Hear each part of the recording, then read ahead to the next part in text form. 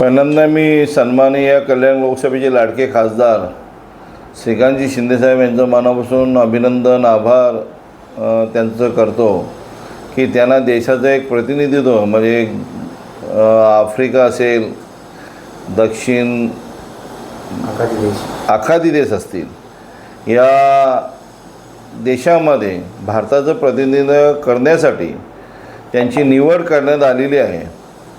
सिंदूर ऑपरेशनच्या नंतर भारतामध्ये भारत देशाचं जे जगाभर नाव झालेलं आहे आणि मग तेच दहशतवादी विरोधी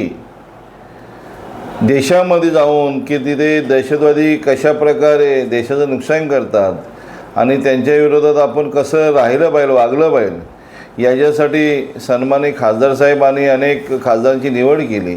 आणि त्यात आपल्या खासदारांची निवड झाल्याबद्दल मी त्यांचं मनापासून अभिनंदन आभार मानतो.